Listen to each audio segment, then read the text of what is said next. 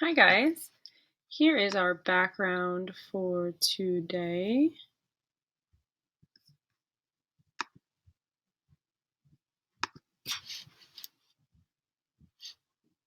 Okay, so I am going to read chapter 8. A lot of you said that you would let Naya rest. I honestly don't know what the best thing to do would be, but let's see and find out what happens. It was like music. Oh, I'm sorry, Southern Sudan, 2008. It was like music, the sound of Akir's laugh. Naya's father had decided that Akir needed a doctor. So Naya and her mother had taken Akir to the special place, a big white tent full of people who were sick or hurt, with doctors and nurses to help them.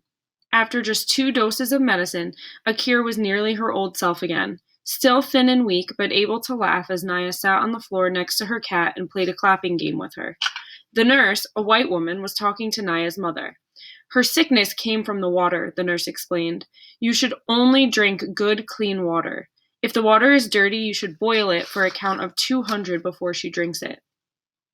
Naya's mother nodded that she understood, but Naya could see the worry in her eyes. The water from the holes in the lake bed could be collected only in tiny amounts. If her mother tried to boil such a small amount, the pot would be dry long before they could count to 200. It was a good thing, then, that they would be returning to the village. The water that Naya fetched from the pond in the plastic jug could be boiled before they drank it. But what about next year at camp, and the year after that? And even at home, whenever Naya made the long, hot walk to the pond, she had to drink as soon as she got there. She would never be able to stop Akir from doing the same. Southern Sudan, 1985. The lake's surface was calm, and once the boats had pulled away from the shore, there was not much to see, just water and more water. They paddled for hours. The scenery and motion were so monotonous that Salva might have slept, except he was afraid that if he did, he might fall over the side. He kept himself awake by counting the strokes of Uncle's paddle and trying to gauge how far the canoe traveled with every 20 strokes. Finally, the boats pulled up to an island in the middle of the river. This was where the fishermen of the Nile lived and worked. Salva was amazed by what he saw in the fishing community. It was the first place in their weeks of walking that had an abundance of food. The villagers ate a lot of fish, of course, and hippo and crocodile meat as well. But even more impressive were the number of crops they grew. Cassava, sugarcane, yams. It was easy to grow food when there was a whole river to water the crops. None of the travelers had money or anything of value to trade, so they had to beg for food.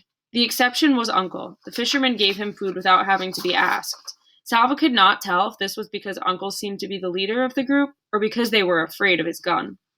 Uncle shared his food with Salva, a piece of sugar cane to suck on right away, then fish that they cooked over a fire, and yams roasted in the ashes. The sugar cane juice soothed the sharpest edge of Salva's hunger. He was able to eat the rest of the meal slowly, making each bite last a long time. At home, Salva had never been hungry. His family owned many cattle. They were among the better-off families in their village of Lun Arik. They ate mostly porridge from sorghum and milk. Every so often, his father went to the marketplace by bicycle and brought home bags of beans and rice. These had been grown elsewhere because few crops could be raised in the dry, semi-desert region of Lun Arik. As a special treat, his father sometimes bought mangoes. A bag of mangoes was awkward to carry, especially when the bicycle was already loaded with other goods. So he wedged the mangoes into the spokes of his bicycle wheels. When Salva ran to greet him, he could see the green-skinned mangoes spinning gaily in a blur as his father pedaled. Salva would take a mango from the spokes almost before his father had dismounted. His mother would peel it for him, its juicy insides the same color as her headscarf. She would slice the flesh away from the big flat seed. Salva loved the sweet slices, but his favorite part was the seed. There was always plenty of fruit that clung stubbornly to the seed. He would nibble and suck at it to get every last shred, making it last for hours. There were no mangoes among the fisherman's great stores, but sucking on his piece of sugar cane reminded Salva of those happier times. He wondered if he would ever see his father riding a bicycle with mangoes in its spokes. As the sun touched the horizon, the fishermen abruptly went into their tents. They weren't really tents, just white mosquito netting hung or draped to make a space so they could lie down inside. Not one fisherman stayed to talk or eat more or to do anything else. It was almost as if they all vanished at the same moment. Only a few minutes later, mosquitoes rose up from the water, from the reeds, from everywhere. Huge, dark clouds of them appeared, their high-pitched whine filling the air. Thousands, maybe millions of hungry mosquitoes massed so thickly that in one breath, Salva could have even ended up with a mouthful if he wasn't careful. And even if he was, they were everywhere, in his eyes, nose, ears, on every part of his body. The fishermen stayed in their nets the whole night long. They had even dug channels from inside the nets to just beyond them so they could urinate without having to leave the little tents. It didn't matter how often Salva swatted at the mosquitoes, or that one swat killed dozens at a time. For everyone he killed, it seemed that hundreds more swarmed in to take its place.